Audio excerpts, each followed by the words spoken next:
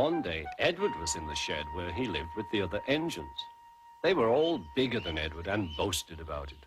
"The driver won't choose you again," said Gordon. "He wants strong engines like us." But the driver and fireman felt sorry for Edward. "Would you like to come out today?" "Oh, yes, please," said Edward.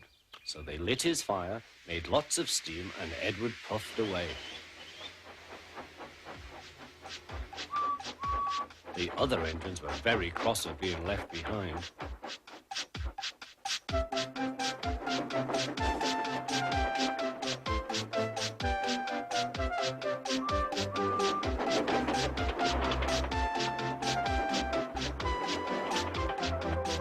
Edward worked hard all day. The coaches thought he was very kind, and the driver was very pleased.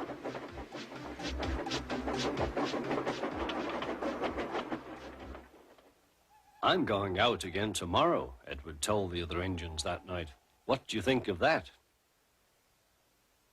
But he didn't hear what they thought, for he was so tired and happy that he fell asleep at once. Next morning, Edward woke up to find nothing had changed. Gordon was still boasting. "You watch me, little Edward, as I rush through with the express. That will be a splendid sight for you. Goodbye, little Edward. Look out for me this afternoon."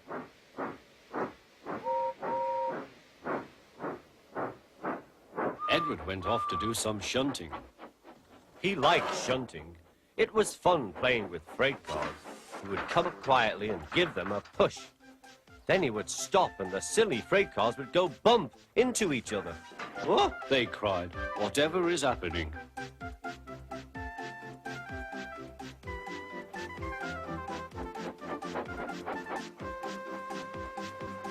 Edward played till there were no more freight cars.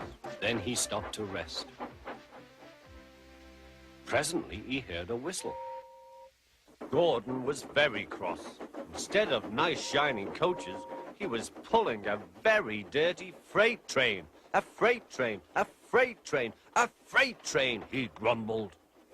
"The shame of it, the shame of it, oh, the shame of it." Edward laughed and went to find some more freight cars.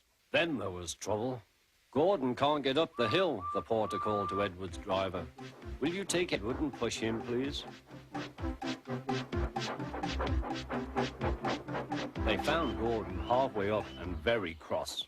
His driver and fireman were talking to him severely. "You're not trying." "I can't do it," said Gordon. "The noisy freight cars hold an engine back so." Edward's driver came up. "We've come to push." "No use at all," said Gordon. "You wait and see," replied Edward's driver. They brought the train back to the bottom of the hill.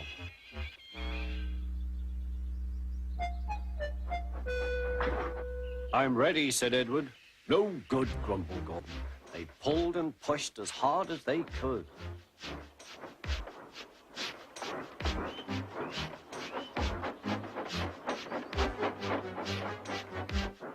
"I can't do it, I can't do it, I can't do it," puffed Gordon. "I will do it, I will do it, I will do it," puffed Edward. Edward pushed and puffed and puffed and pushed as hard as ever he could. And almost before he realized it, Gordon found himself at the top of the hill. "I've done it, I've done it, I've done it," he said proudly. He forgot all about kind Edward and didn't say thank you.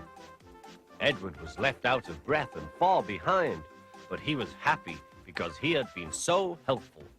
At the next station, he found that the driver and fireman were very pleased with him. The fireman gave him a nice long drink, and the driver said, "I'll get out my paint tomorrow and give you a beautiful coat of blue with red stripes. Then you will be the smartest engine in the shed."